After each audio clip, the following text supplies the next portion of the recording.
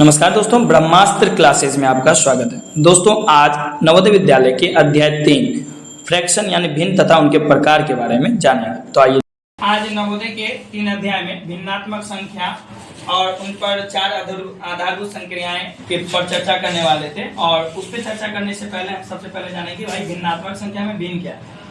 भिन्नात्मक संख्या है तो यानी सबसे पहले वहाँ भिन्न जोड़ आत्मक बराबर भिन्नात्मक, तो सबसे पहले समझेंगे कि भिन्न क्या है।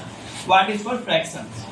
तो देखिए फ्रैक्शन क्या होता है ना कि वैसी संख्या जो a/b के रूप में व्यक्त किया जा सकता है। कोई भी संख्या है, जैसे कोई एग्जांपल 2/3 के रूप में व्यक्त किया जा सकता है। 2 और 3 पूर्ण संख्या होना चाहिए। पूर्ण संख्या यानी कि वैसी संख्या, गिनती की संख्या में शून्य को शामिल कर दिए, वह संख्या पूर्ण संख्या कहलाएगी। तो वैसी संख्या, ठीक है ना, a/b के रूप में कौन सी संख्या होनी चाहिए?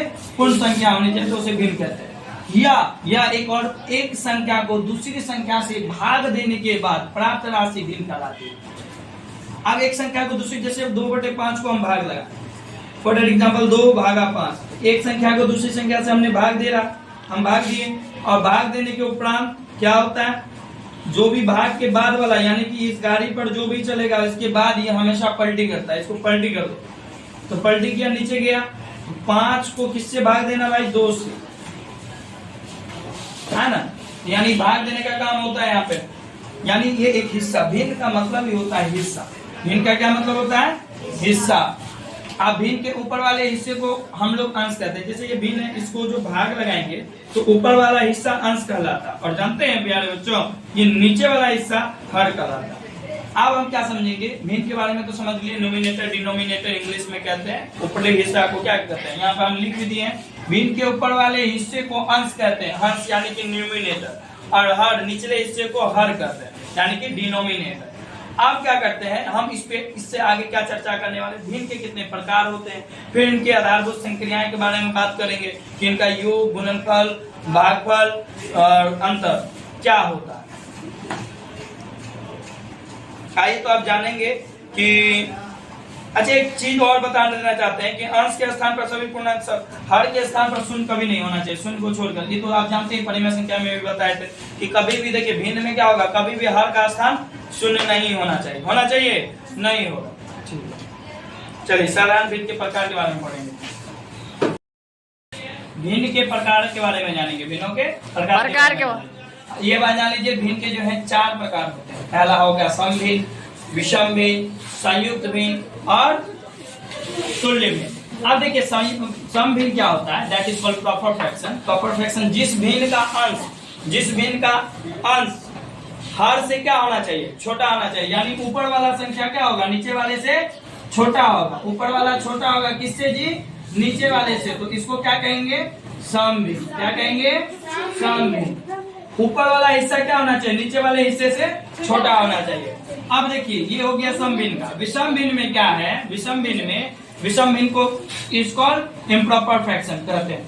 अब जिस भिन्न का अंश हर से बड़ा हो गया, तो मान लीजिए 4/3, यहाँ क्या है? अंश हर से बड़ा है कि छोटा है?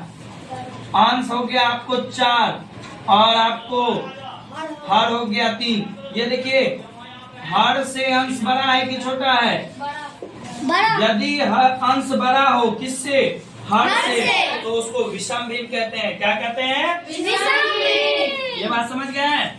Yes, आप जानते हैं मिक्स्ड फ्रैक्शन का मतलब होता है जिस भिन्न में पूर्णांक कोई भी हो, ठीक है, जिस भिन्न में पूर्णांक तथा सम भिन्न दोनों सम्मिलित रहते हैं उसे संयुक्त भिन्न कहते हैं। फॉर दैट एग्जांपल यहाँ पर 2 क्या है? पूर्णांक है, और 1/2 बताए थे जिस भिन्न का अंश हर से छोटा होगा उसे समभिन्न कहते हैं ना।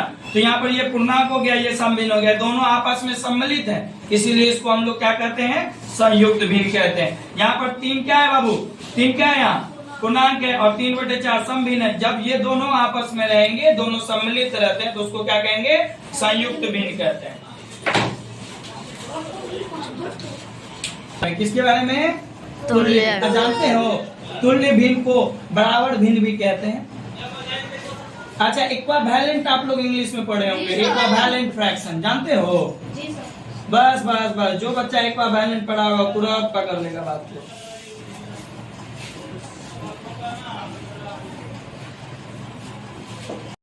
पढ़ेंगे तुल्य या बराबर भिन्न। ठीक है, तुल्य बराबर भिन्न को हम लोग इक्वल फ्रैक्शन या इक्विवेलेंट फ्रैक्शन भी पढ़ते हैं।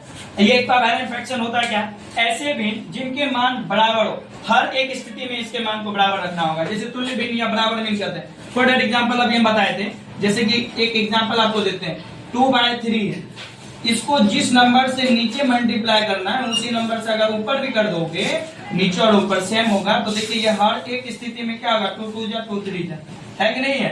तो अगर इसको अपर मल्टीप्लाई 5, डॉनर मल्टीप्लाई 5, यानी नोमिनेटर मल्टीप्लाई डिनोमिनेटर, तो 5 2 जा 10, 3 5 जा 15 को काट दो, 5 2 जा 10, 5 3 जा 15, तो बच्चे देखिए तो इसी को हम लोग कहते हैं इक्विवेलेंट फ्रैक्शन। इसी को हम लोग क्या कहते हैं, इक्विवेलेंट फ्रैक्शन। तो प्यारे बच्चों, अब जो नवोदय में हम बात करने वाले हैं, अगला टॉपिक हमारा होगा, यहाँ पर भिन्नों की तुलना के बारे में बात करेंगे, कंपैरिजन ऑफ फ्रैक्शन, फिर इसको जो है अरेंज इन फ्रैक्शन को arrange in descending order, ascending order, उसके बाद क्या होगा, संयुक्त भिन्न को विषम भिन्न में बदलना, एक्सेट्रा एक्सेट्रा।